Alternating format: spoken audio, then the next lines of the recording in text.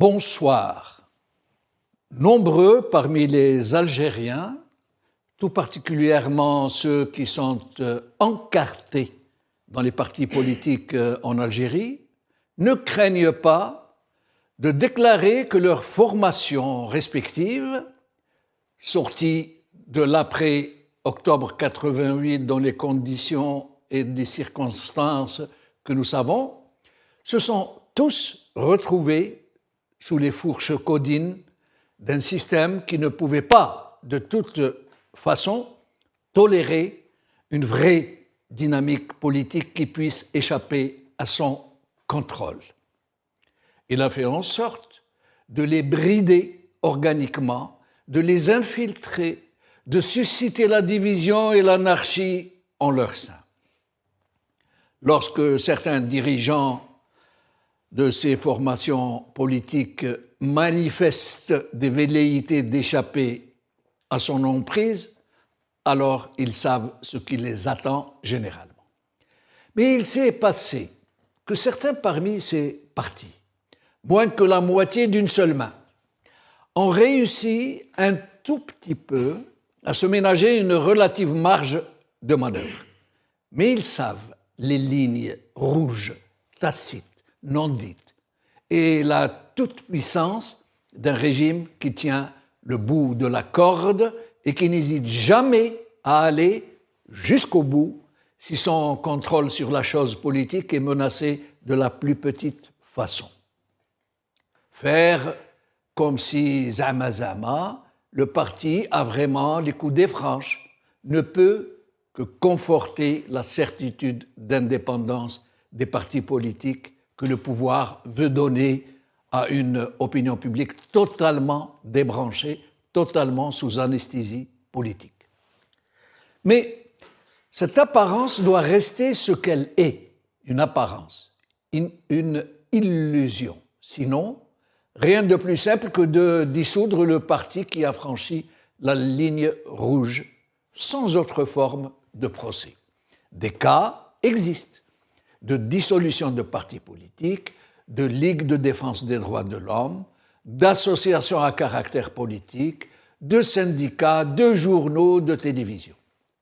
Voire même, je vous le rappelle, de chaînes de télévision de statut étranger et qui diffusent depuis l'étranger, comme le Magharibia, chassé du satellite depuis lequel elle émettait, à la suite d'un odieux chantage exercé par l'ANIRA contre Eutelsat.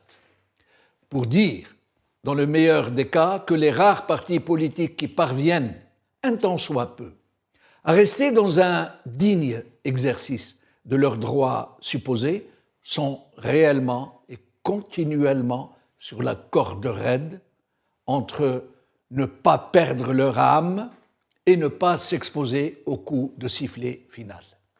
Ils en arrivent à pratiquer une politique du ni-ni, du mi-mi, en attendant des jours meilleurs et dans une atmosphère toujours toxique. J'ai le plaisir aujourd'hui de recevoir Athmane Mazzouz, président du RCD. Nous lui demanderons de nous donner son avis sur la situation en Algérie d'une façon générale et sur les perspectives de son parti pour la suite des événements.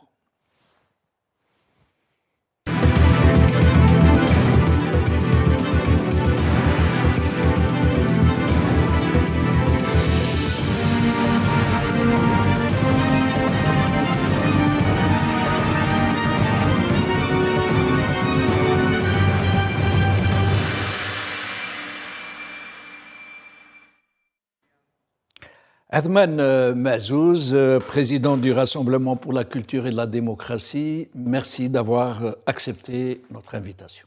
Bonsoir, bonsoir à tous les téléspectateurs de North Africa TV, NATV. Merci pour l'invitation et bonsoir à tous les téléspectateurs. Merci beaucoup. Alors, je vous laisse d'abord vous exprimer d'entrée pour nous dire comment ça se passe pour votre parti. Est-ce que ça s'améliore un peu? Est-ce que vous continuez de subir toutes les pressions que nous savons et ce que vous, j'allais dire, vous appréhendez à très court terme, et puis nous entrerons dans le vif du sujet. En fait, vous n'ignorez rien. L'opinion publique, du moins celle qui est branchée sur les réseaux sociaux, n'ignore rien de ce que nous subissons en tant que parti politique et depuis bien longtemps. Juste, si vous voulez que je vous fasse un petit rappel, Oui, oui. Le RCD aujourd'hui existe après une année d'interdiction de renouvellement d'agrément, chose qui ne s'est jamais passée en Algérie et dans le monde. C'est une suspension qui ne dit pas Exactement, son c'est nom. une suspension qui ne dit pas son nom et ça nous a poussé, notamment cadres du parti, militants du parti, à oser en fait faire pression par d'autres manières. Et nous sommes allés jusqu'à leur dire que si c'est cet agrément-là que vous voulez, reprenez-le. Pour en fait leur décrire le fait que nous n'accepterons jamais à ce que notre parti soit interdit d'expression, soit interdit de visibilité et puis soit interdit d'activer comme tous les autres partis à qui on accorde des salles, des autorisations d'activer, or que le RCD, aucun autre parti n'en a subi comme lui, en termes d'interdiction d'activité. La dernière des activités, c'est l'université d'été que nous avons programmée à Béjaïa et qui a été interdite et que nous avons pu, ce n'est qu'après que nous avons pu arracher une autorisation pour la tenir du côté d'Alger. Ceci n'est qu'un petit exemple, mais sinon, il y a des dizaines et des dizaines d'exemples où le parti a subi effectivement des interdictions. Mais sinon aussi... Interdiction parce que vous n'avez pas eu de renouvellement. En fait, il ne renouvelle pas sans pour autant dissoudre. Et quand vous demandez une salle, on vous dit « Ah non, on ne peut pas parce que vous n'avez pas été renouvelé ». Effectivement, mais sinon, après, on a pu arracher le renouvellement d'agrément. On a pu l'arracher, mais malgré le renouvellement d'agrément, on subissait toujours, en fait, la fermeture. On n'arrive plus à passer dans les médias publics. Jusqu'au jour d'aujourd'hui, où je suis à NATV, aucun média public ne nous invite, y compris les chaînes en fait soumises au pouvoir, ne nous invitent plus. Et d'autres partis sont invités? Beaucoup d'autres partis sont invités, effectivement. Mais sinon, cette fermeture-là touche notamment les partis qui osent, en fait, dire ce qu'ils pensent, que les Algériens pensent. Maintenant, si on vous ouvre le média tout en orientant votre discours, tout en vous disant ce que vous allez dire, ça, c'est inacceptable, chose que nous n'accepterons jamais. S'ils veulent, y compris la couverture de nos activités, ils ne viennent jamais. Tout simplement, ils ne peuvent pas en fait répercuter notre message. Ils ne peuvent pas détourner le message que nous adressons aux Algériens. Mais d'autres font en sorte à ce que justement leur message soit arrondi de manière à ce que le pouvoir les accepte et que les médias puissent répercuter. Est-ce qu'il y a des émissions pour les partis politiques en direct, comme c'est le cas maintenant avec vous? Moi, j'en connais pas. J'en connais pas. Depuis que je suis président du RCD, aucun média en dehors de Berber Télévision qui des fois nous invite, mais sinon aucun autre média. Pas de direct. Pas de direct surtout. Tous les médias généralement c'est des enregistrements pour pouvoir passer. Heureusement, aujourd'hui, justement, lorsqu'on m'avait contacté, j'avais posé la question, est-ce que c'est un direct ou bien un enregistrement? En fait, je sais que vous, ici, vous avez toute la latitude, en fait, de laisser la libre parole à vos invités, et c'est ce que j'apprécie, et j'aimerais bien que cette chaîne, justement, continue à exister et continue à s'ouvrir, à ouvrir, à donner la parole également à tous les militants, à tous les partis politiques autonomes, réellement, libres de leur parole et qui ne reçoivent pas d'injonctions de part et d'autre et qui n'ont pas de compte à rendre à des clans. Très bien. Alors, je vais mettre directement les pieds dans le plat, le plat de l'actualité des élections municipales. Vous avez annoncé que vous allez y participer. Est-ce que vous ne pensez pas qu'en participant à de telles élections, vous cautionnez un tant soit peu le régime. D'abord, parce que les élections municipales, même si elles sont beaucoup moins truquées, il y a beaucoup moins de fraude électorale dans les élections locales, pour la simple raison que d'abord le régime cherche à donner l'image d'élections réellement sincères, et d'un autre côté, laisser un peu de mou dans la corde, parce que les élections locales ne le dérangent pas trop. Mais côté partis politiques qui participent, est-ce que vous ne pensez pas, sincèrement, parce que c'est l'avis de beaucoup de gens, que vous apportez une forme de caution à un régime illégitime, dont quasiment toutes les institutions ne sont que des façades de pure forme, des façades Potemkin.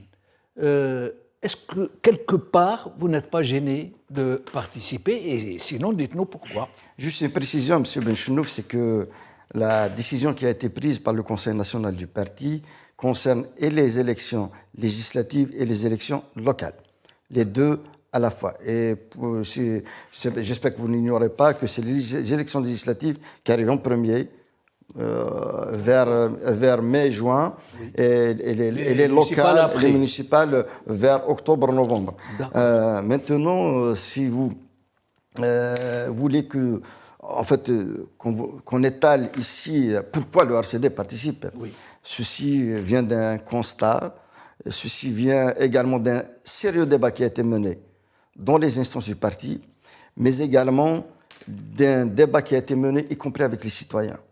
Nous avons sillonné pas mal de localités, pas mal de wilayats, où nous sommes l'un des rares partis qui invitons les citoyens à débattre publiquement, sans filtre, sans quoi que ce soit. Ils viennent, ils posent les questions qui leur viennent à la tête, ils débattent. Et c'est eux-mêmes, justement, qui nous demandent d'aller participer à ces élections. Et pour eux, c'est une forme de résistance. Sinon, le peu de partis démocratiques qui restent risquent l'effacement. Et vous voyez comment nous-mêmes, en tant qu'RCD, nous n'avons aucune visibilité, notamment dans les médias publics. Nous n'avons aucune visibilité dans les journaux, presque la totalité des journaux. Et puis, il ne reste plus de presse libre aujourd'hui. Aujourd'hui, les seuls espaces qui nous restent, où nous pouvons dire ce que nous pensons, où nous pouvons réellement répercuter le message, les souffrances de la population, c'est bien les réseaux sociaux. Et aujourd'hui, je suis très content justement de me retrouver sur ce plateau-là pour pouvoir dire ce que réellement pensent les Algériens. Maintenant, si vous voulez qu'on revienne également sur les motivations qui nous poussent à participer, d'abord laisser l'espace institutionnel seulement aux mains du pouvoir et de sa clientèle est dangereux. Je le dis parce que tout simplement, nous avons longuement discuté au sein des instances du parti. Et je voudrais rappeler que les moments où l'Algérie, les Algériens ont connu des révolutions, des débuts de révolution, que ce soit en 2011, en 2019, le RCD était à l'intérieur des institutions. Et les Algériens ne l'ignorent pas. Et nous avons mené la bataille à l'intérieur. Moi, j'étais agressé en tant que député en 2011. J'ai été évacué, frappé avec plusieurs points de suture. En 2019 également, on avait risqué énormément avec les citoyens, avec les acteurs du Hirak. Nous avons été à leur côté. Nous avons soutenu les familles des détenus, les détenus. Nous avons soutenu tous ceux qui étaient persécutés. Et nous le continuerons, même si nous sommes à l'intérieur des institutions. C'est parce qu'il faudrait aussi que notre voix, la voix des Algériens, qui n'ont plus, en fait, qui ne peuvent plus s'exprimer, qui ont peur de s'exprimer, il faudrait que nous soyons leur porte-voix. Et ceci est un engagement de notre part, en tant que parti, parce que nous ne sommes pas tus durant toute cette répression-là. Et nous n'allons pas nous taire. Et notre participation est une forme de défi et de résistance justement pour continuer ce combat-là. Parce que les Algériens y croient, ils y croient sérieusement pour une alternative démocratique dans ce pays. Le problème que se posent beaucoup de gens, hein, c'est que,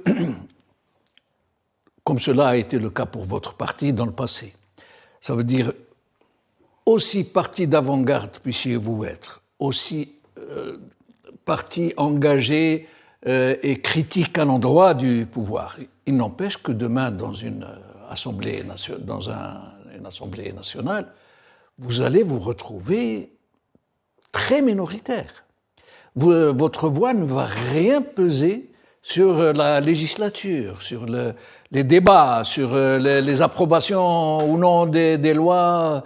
Et donc, en fin de compte, j'en reviens à ce que je disais au début, c'est que vous allez apporter une caution légale, populaire, de la volonté populaire, un peu crédibiliser cette institution par votre rapport en tant que parti réellement engagé, réellement démocratique, aux côtés d'autres qui ne le sont pas du tout, et vous le savez très bien, et qui sont la majorité de ce qui va être demain, l'Assemblée nationale. Eh bien, sachez une chose, c'est que la voix du RCD ne sera jamais contraire à ce que revendiquent les citoyens, ce que revendiquent les Algériens dans leur majorité. Mais elle ne va pas porter. La voix du RCD. Si elle va porter, elle va porter tout simplement. Peut-être des dénonciations comme ça, isolées lors des débats, des délibérations. Nous étions minoritaires tout de même à l'intérieur de l'Assemblée, de l'avant-dernière législature. Hein. Nous avons pu, justement, affronter. Je me rappelle vos débats avec Yahya. Avec Yahya, je me rappelle. C'est nous-mêmes qui avons dit, lors de ma dernière intervention avec Yahya, effectivement, je lui ai dit que nous allons écourter de votre durée de vie politique. Et c'est une réalité. Oui. Il a fini par être emprisonné. Qui c'est qui aurait dit un jour, vous savez, l'essentiel des ministres qui étaient devant moi, pour la majorité, ils sont passés actuellement par la case prison. C'est pour vous dire qu'un combat peut arracher des acquis. 2019 n'est pas venu comme ça. Mais là, c'était plutôt le Hirak. Mais le Hirak n'est pas venu comme ça seulement. Oui. Parce que tout simplement, il y a une suite de révolutions, il y a une suite de combats. Et ce combat-là, il est mené, y compris par les journalistes que vous représentez, que d'autres et d'autres également. Nous ne devons jamais ignorer que le changement ne pourra venir que par cette succession-là, que par cette fédération-là d'énergie. Parce qu'on ne sait pas à quel moment nous pouvons arriver vers ce changement radical, vers ce changement réel. Mais il ne faudrait pas que l'on baisse les bras. Est-ce aujourd'hui également, si nous laissons les institutions aux mains de cette caste-là, aux mains de ces dirigeants, aux mains de ceux qui ne veulent pas du bien pour les Algériens, ça va durer, ils vont durer. Ils vont se sentir. Mais c'est le cas. C'est le cas, exactement, c'est le cas. Depuis 1962, vous savez, toutes les institutions qui ont existé dans ce pays sont des institutions Potemkin, qui n'existent que par leur façade. On trompe l'œil. Je suis tout à fait d'accord avec vous. Même si demain, comme vous le faites si bien, le RCD, d'autres petits partis, je suis tout à fait d'accord avec vous. Ça n'a rien changé. Je suis tout à fait d'accord avec vous. S'il y avait tout de même des acquis. Vous savez que 88, il n'est pas venu comme ça, et depuis 88, avec l'ouverture démocratique, il y avait eu tout de même des acquis. Il ne faudrait pas que l'on ignore aussi. Des acquis qui ont été très largement récupérés. Je vais vous parler. Les partis politiques qui ont été agréés par la police politique. Vous savez Pardon. Oui. La presse qui a été recrutée dans le secteur public, de la presse qui était sous contrôle, et à qui on a donné des journaux, des télés, et qui sont toujours sous contrôle aujourd'hui. Ça veut dire les acquis de 88, finalement, ils ont été récupérés par le régime. Non, la parenthèse, effectivement, la parenthèse de 1989, le pouvoir voudrait bien la fermer. Oui. Et l'actuel projet de loi régissant les partis politiques va dans ce sens-là. L'avant-projet d'ailleurs que nous avons nous-mêmes condamné, dénoncé et rejeté dans sa mouture telle qu'elle a été présentée. C'est pour vous dire qu'effectivement, ces acquis-là, il faudrait lutter pour les préserver. Mais aussi, on peut arracher, il ne faut pas que l'on ignore qu'on peut arracher des acquis à l'intérieur même des institutions. Moi, je me souviens, on contrôlait des APC, des APUI, il faisait énormément de choses. Hein. Vous savez, les maires du RCD accompagnaient au quotidien les millions d'Algériens qui sortaient dans les rues, les milliers qui demandaient des moyens de transport pour rejoindre les marches et autres. Hein. Mais dans les faits, les maires, en fait, sont sous la coupe des chefs de daïra. Vous savez, les nôtres, je parle des nôtres, de ceux du RCD. C'est vrai qu'en Kabylie, ça se passe un peu différemment. Y compris ailleurs. C'est pour ça d'ailleurs qu'ils subissent énormément. Ils en ont énormément subi, les maires du RCD.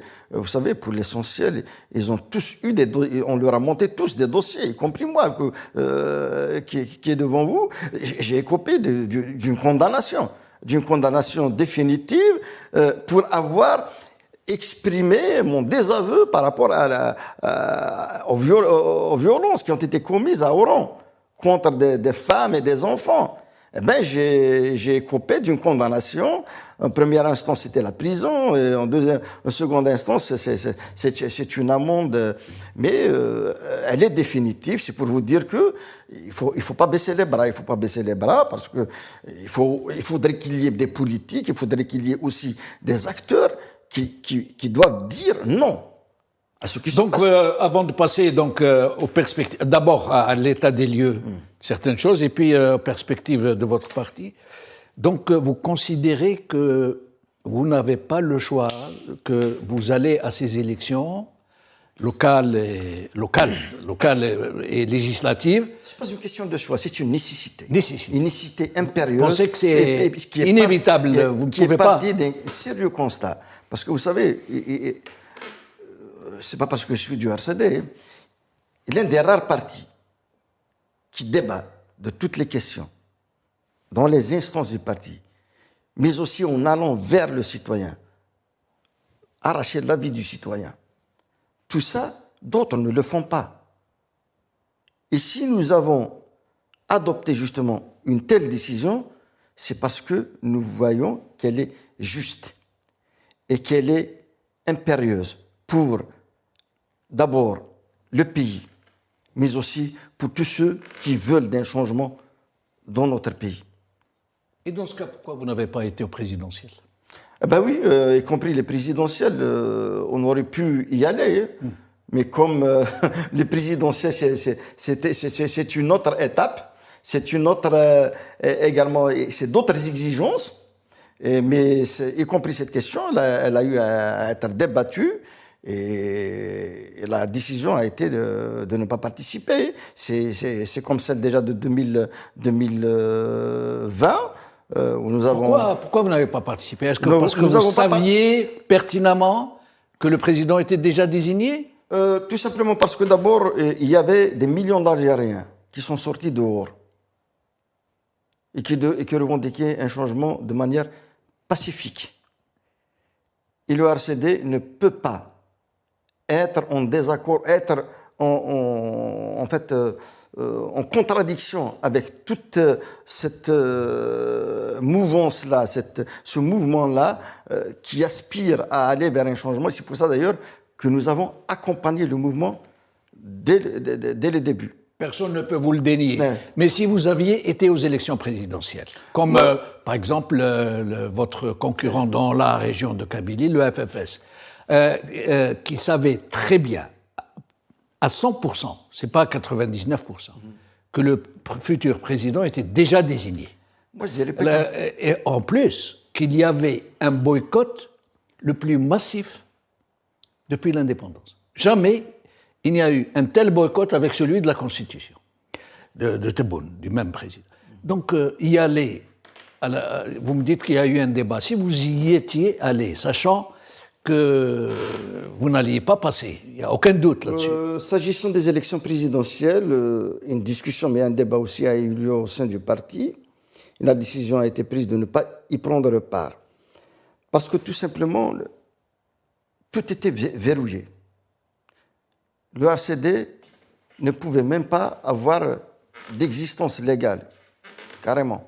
C'est-à-dire, on nous refusait tout, y compris aujourd'hui. C'est pas pour en fait justifier notre participation aujourd'hui. Et les conditions étaient totalement différentes. Parce que les Algériens, dont leur écrasante majorité, refusent d'y prendre part.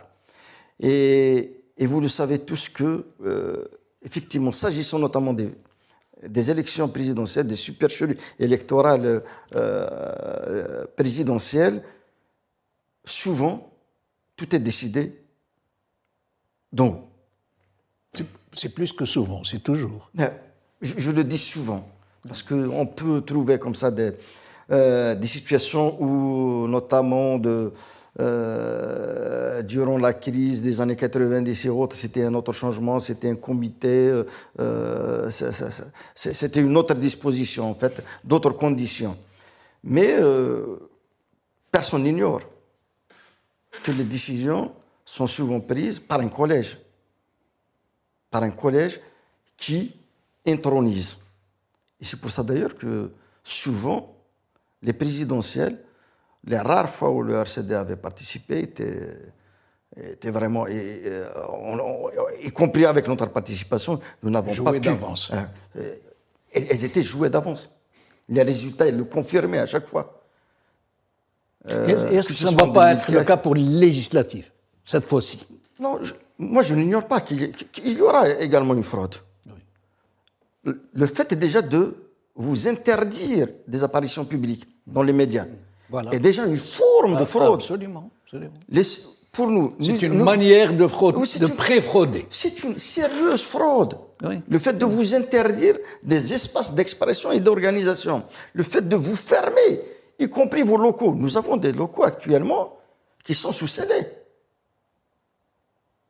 Ce n'est pas parce qu'on nous a fait autant d'opérations que nous n'allons pas aller vers cette bataille-là. C'est une bataille qu'il faudrait mener. Nous n'ignorons pas également toutes les répercussions. Nous pouvons ne pas avoir de visibilité médiatique durant tout le temps de la campagne. Ils peuvent nous interdire d'organiser des rencontres, des meetings et autres. Mais nous allons trouver les moyens nécessaires pour faire passer notre message. Ce sera d'abord une manière d'être aux côtés des citoyens pour leur dire qu'il ne faut lâcher rien. J'espère que que la chaîne va pouvoir vous inviter après les élections.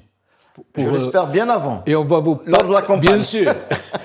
Alors, nous allons faire un petit état des lieux, si vous le permettez. Et on va commencer par la dernière trouvaille de M. Tebboune, qui a donc décidé de bricoler la Constitution.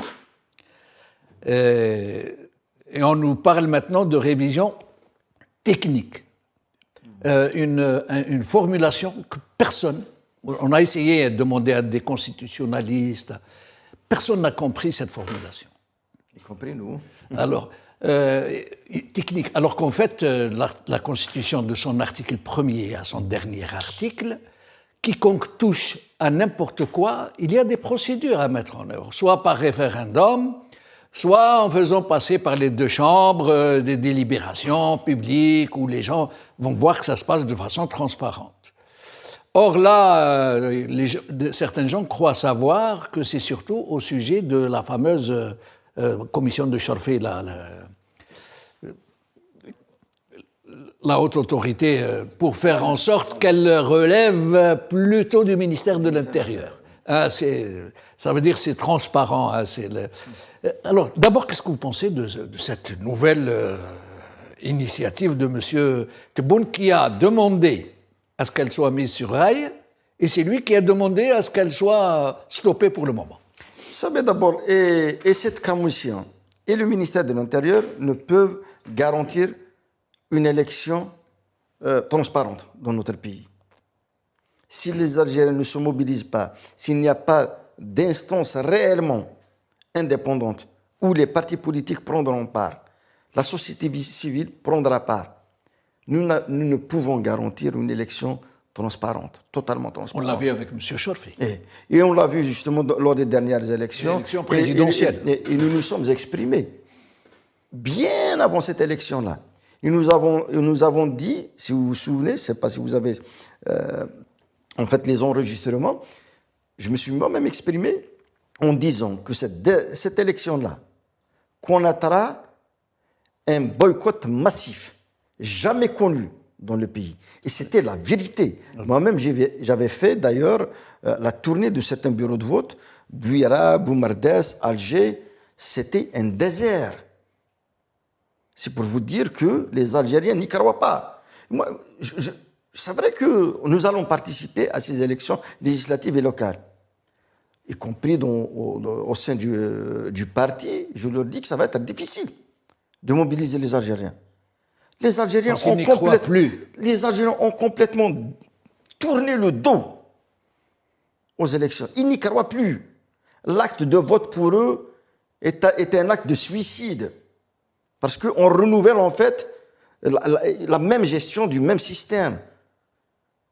Mais il faudrait trouver l'intelligence nécessaire pour pouvoir renverser cet ordre des choses. De quelle manière? Il faudrait débattre, il faudrait discuter, il faudrait regrouper les forces politiques du pays, les forces réellement autonomes dans le pays. Sans cela, nous ne pouvons pas aller loin.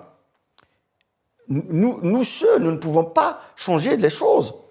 Je ne le dis pas. Ce n'est pas parce que nous allons participer que nous allons changer les choses. Et les Algériens le savent. Et nous leur disons à chaque fois, y compris dans les rencontres. Mais avec eux, avec leur implication, j'aimerais bien que d'autres partis politiques, d'autres politiques disent aussi la vérité. Parce qu'aujourd'hui, il faut le dire, on n'a plus de partis politiques. On n'a plus de partis politiques. Oui, voilà. On a des appendices. Vous avez tout dit. Ils sont tous aux ordres pour la totalité. Tout à l'heure, j'ai dit les seuls partis qui activent un peu représentent à peu près les doigts de la moitié d'une main. Et ceux-ci ne travaillent pas la démocratie, ne travaillent pas la stabilité, ne travaillent pas le développement dans le pays. Ils doivent le savoir. Aujourd'hui, lorsque vous fermez tous les espaces d'expression en Algérie, les médias en Algérie, les Algériens se retournent où? Eh bien, ils s'alimentent d'ailleurs. C'est les youtubeurs, c'est les réseaux sociaux qui travaillent aujourd'hui l'opinion algérienne. Et vous, vous-même, RCD, pourquoi vous n'appelez pas la société civile à une vraie mobilisation, plutôt que de faire dans le politiquement correct par rapport au système, de rester dans les cordes, de ne pas déborder?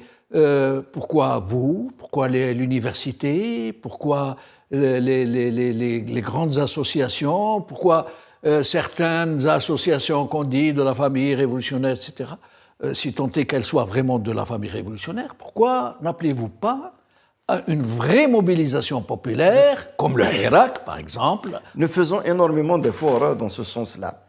Et il suffit de lire notre dernière résolution, la résolution du Conseil national, où nous avons appelé également à l'ouverture. Parce que nous ne croyons pas que tout seuls, nous pouvons changer les choses. Nous avons appelé les forces politiques pour se réunir, pour discuter, pour se regrouper. C'est ainsi que nous pouvons créer un véritable rapport de force. Aujourd'hui, toutes les initiatives qui ont été initiées 2019 jusqu'à maintenant, elles n'ont pas abouti. À chaque fois, ils sont infiltrés et ils sont cassés. Parce que tout simplement, ceux qui viennent, souvent, certains n'y croient pas, d'autres, c'est des éléments qui ont un fil à la patte. Vous ne pouvez pas travailler avec ces gens-là. Justement. Et moi, je doute énormément lorsque je suis face comme ça à des représentants de partis politiques. En fait, c'est difficile d'être d'accord lorsque vous allez rédiger un communiqué, on vous dit qu'il ne faudrait pas que le mot, par exemple, répression apparaisse, atteinte aux libertés apparaisse, non. Détenus politiques, prisonniers... ça, c'est inacceptable. Normalement, c'est à nous de rassurer le peuple algérien. C'est à nous, justement, de rassurer les acteurs politiques.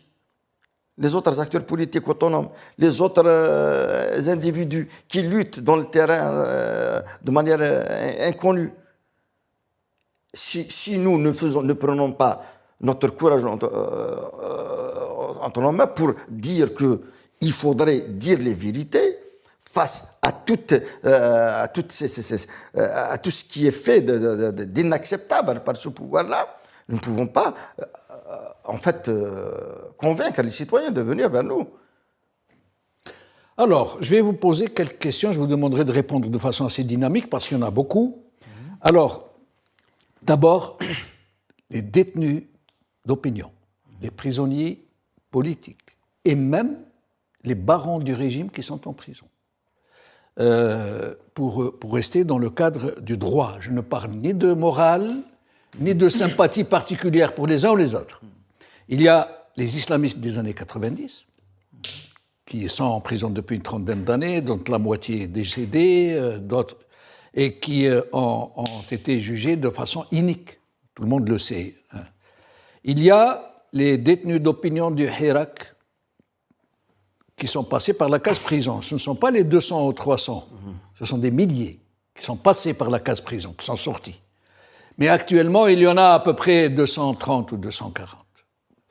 Il y a les barons du régime, 3 premiers ministres, les ministres, qui restent des citoyens, qui ont donc droit à des procès légaux, des procès justes, et dont tout le monde sait qu'ils sont là-bas pour des règlements de compte. Puisque la Isaba, comme ils disent, le gang, ceux qui faisaient partie du gang et qui sont du bon côté du monde sont toujours en liberté, toujours en fonction, toujours un gang. Alors, est-ce que vous seriez d'accord pour mettre tous ces gens dans le même panier et décider soit de refaire leur procès, soit de les amnistier, soit de... Quelle est votre vision sur ces 3 catégories de détenus d'opinion prisonniers politiques et de barons du régime incarcérés pour règlement de compte entre eux? Je voudrais d'abord rappeler qu'en Algérie, on n'a pas de justice indépendante. Nous avons une justice aux ordres. Et que les procès, dans leur majorité qui sont prononcés, c'est des procès injustes. Si je dis ça, c'est parce que, en fait, j'ai été dans pas mal de tribunaux où j'ai assisté notamment à des procès, notamment de ceux du Hirak, des détenus du Hirak. Et le RCD, lors de cette dernière résolution, a joint sa voix parce qu'il y a d'autres acteurs aussi, notamment ici, à l'étranger, qui ont appelé une amnistie générale des détenus d'opinion et du Hirak. Et nous sommes favorables à ce qu'il y ait une véritable amnistie. Maintenant, s'agissant des anciens ministres, premiers ministres, mais également d'officiers supérieurs qui sont également dans l'armée, vous savez, il y a aussi des injustices contre eux. Oui. Contre de nombreux d'ailleurs. Et certains d'entre eux que j'en ai rencontrés, qui ont subi ça, et avec lesquels j'ai discuté, je leur ai dit que tout simplement parce que, si vous avez subi ça, tout simplement parce que nous n'avons pas de justice libre dans notre pays et qu'il faudrait travailler pour arracher une véritable justice indépendante dans notre pays. S'agissant maintenant des détenus des années 90 également, moi, souvent je reproche à la classe politique d'avoir ignoré notamment beaucoup de cas. J'ai reçu un collectif de familles de victimes de SOS disparus. SOS disparus. Et nous sommes l'un des rares partis. À un certain moment, il y a d'autres qui ont fait un cheval de bataille. Nous les avons reçus, et d'ailleurs nous avons communiqué, y compris à travers les réseaux sociaux. Et les mamans qui viennent nous voir nous disent enfin, vous êtes les seuls en fait que nous retrouvons. Ceux qui nous défendaient les années 90, 2000, ont tous, en fait, nous ont tous oubliés. Ceux-là aussi, il faut les défendre. Bien sûr. Il y avait des injustices aussi, oui, de part et d'autre. La plupart sont décédés, les parents. Oui, je le sais. En fait, il y a des cas que je ne peux pas citer ici. Des cas de famille complètement disloqués. Disloqués. Ouais. Et ça, c'est inadmissible également. Dans le silence des cimetières. Maintenant, s'il y a une justice réellement indépendante, il faudrait en fait qu'il y ait des procès sérieusement justes. Mais ce n'est pas le cas. Et ces cas-là, on les évoque plus. Non seulement ce n'est pas le cas, mais même le principe de la séparation des pouvoirs est complètement... Oui, je sais, vous savez, vous vous rappelez tous de la fameuse phrase de Gaïd Salah, qui disait au ministre de la Justice jusqu'au bout. Allez jusqu'au bout. Ouais. Eh bien, c'était ainsi. En fait, et le ministre de la Justice qui vous dit qui acquiesçait. C'est pour vous dire que dans notre pays, il faudrait sérieusement batailler pour arracher ce principe-là d'indépendance de la justice. Et de séparation des pouvoirs. La séparation des pouvoirs également. Le politique n'a pas à s'immiscer dans les l'exécutif n'a pas à s'immiscer ni dans le législatif ni dans le judiciaire. Ouais. Mais aujourd'hui, nous avons en fait un parlement qui est aux ordres, un parlement qui est inaudible, qu'on ne trouve plus défendre réellement les revendications citoyennes. Hein. C'est pour ça d'ailleurs qu'on se retrouve dans des hémicycles vides, complètement vides. Vides ou alors, comme la dernière fois, et ça m'amène à l'autre question, le Parlement qui a donc adopté la loi sur la déchéance de nationalité et qui a adopté la loi sur la criminalisation du colonialisme français, où on a vu des députés crier « Ji Sheb Khawa Khawa », ce qui est une absurdité constitutionnelle absolument inimaginable parce que la seule entité politique dans un pays, dans une nation, c'est le peuple. Et l'armée, il n'y a pas deux entités distinctes. Alors que Goulou al-Baltajia, d'accord, que le régime essaye de la faire clamer dans les stades, chose qui n'a pas réussi. Alors, on pourrait comprendre, mais que les députés qui sont chargés de faire les lois, de les discuter, ils mettent côte à côte deux entités distinctes, Jish, Sheb, Khawa Khawa. Il appelle à la fraternisation entre le peuple et son armée, une armée qui est censée lui être subordonnée et obéir au président qui est le seul à pouvoir déclarer la guerre, etc. Qu'est-ce que vous pourriez nous dire justement sur ça? Mais plus personne maintenant ne croit à l'Assemblée nationale.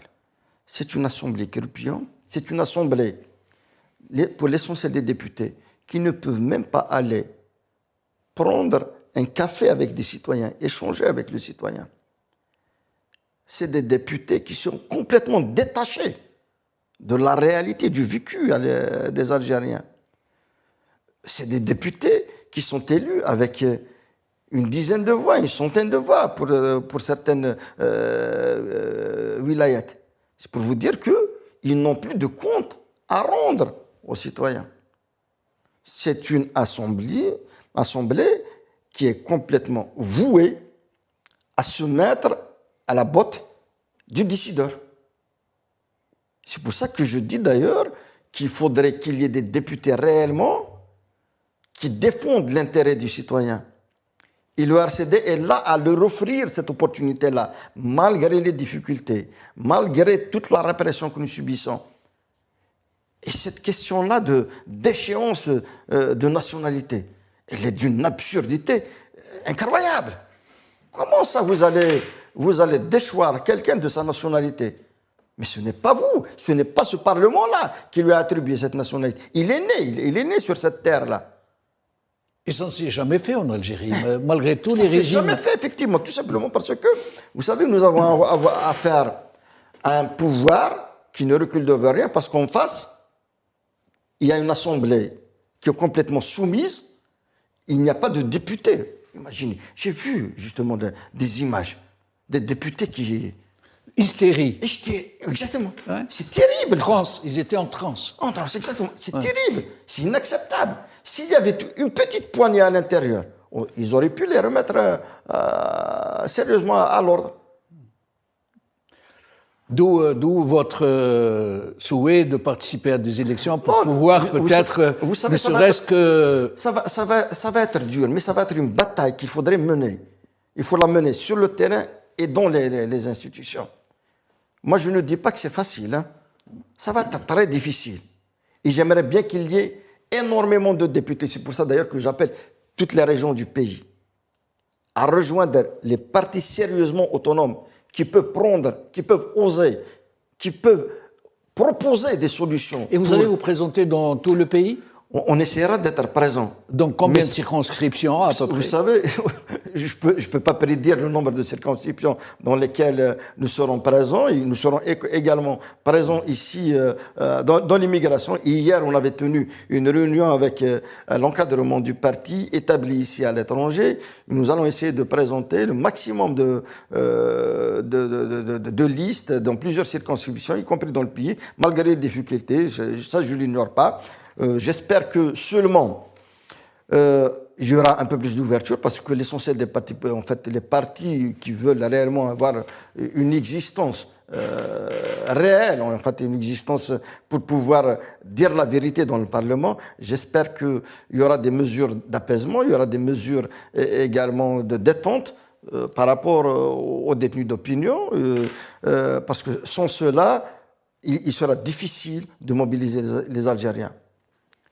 Alors, certains observateurs politiques qui s'intéressent à l'Algérie ou qui sont algériens n'ont pas craint de dire de l'article 87 bis du Code pénal qu'il s'apparentait à un véritable terrorisme d'État. Et qu'est-ce qu'on pourrait dire de cette déchéance de nationalité qui est autrement plus terrifiante, j'allais dire?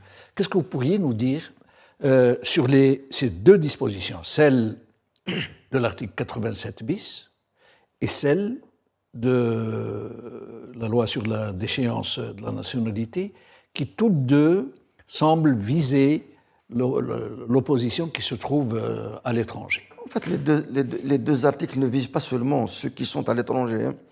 Ils visent y compris ceux qui sont établis sur le territoire national. La preuve, c'est que ceux qui sont en prison aujourd'hui, les détenus d'opinion, sont tous en Algérie. Il n'y en a pas ailleurs. Exactement. Ici, vous savez, ils sont nombreux.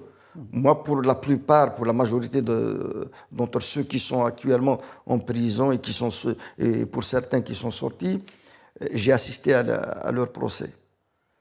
J'ai été les voir lorsqu'ils sont sortis, pour beaucoup également. Et cet article-là, 87 bis, est un article vraiment inacceptable parce qu'il est là à semer la peur et la terreur dans le pays. Et s'il a été adopté, c'est dans ce sens-là, y compris cette loi-là de déchéance de la nationalité. Elle est faite pour faire peur aux Algériens. Elle est faite pour faire peur à notre diaspora. Qui n'ose même plus poster un commentaire sur le Facebook. C'est terrible. Moi, à chaque fois que je passe, par exemple, dans des médias qui m'accordent comme ça des entretiens, mais aussi lorsqu'on va vers des meetings, des rencontres, des débats avec la population, le message que je leur donne, il ne faut pas avoir peur. Parce que si vous vous taisez, c'est encore ainsi qu'ils vont vous écraser. Et c'est une réalité. J'en ai connu, vous savez, j'en ai connu des détenus d'opinion qui sont dans les prisons et qui ont dit à leurs parents de ne pas ébruiter leurs affaires. Et c'est parce qu'ils en ont dit ainsi, ils les ont complètement oubliés. Il y a des détenus d'opinion que la justice a complètement oubliés. Il n'y a même pas de procès. Et que leur propre société a oublié alors qu'ils se sont sacrifiés. Exactement. Pour cette nation, pour cette patrie, pour les rêves, pour les aspirations à la démocratie. Eh bien, justement, c'est pour ça que je dis qu'il faudrait une sérieuse révolution démocratique dans notre pays. Mais cette révolution démocratique ne viendra pas en se croisant les bras, ne viendra pas en se taisant contre l'injustice, ne viendra pas en se foudroyant, enfin plutôt en se fourvoyant dans ce que fait le système actuellement contre le peuple algérien. Le mot de la fin en moins de 2 minutes parce que nous arrivons à la fin de l'émission. Je tiens d'abord à remercier NATV, North Africa TV, pour cette invitation. Pour les Algériens, pour les citoyens algériens, je leur dis qu'il faudrait se mobiliser. Il faut se mobiliser, il faut se battre pacifiquement. Rien ne viendra sans sacrifice. J'invite également les décideurs à revoir leur copie. La répression n'avancera à rien. La répression va affaiblir l'Algérie, va affaiblir l'État, va affaiblir la nation. Changer, il est temps, il n'est pas trop tard.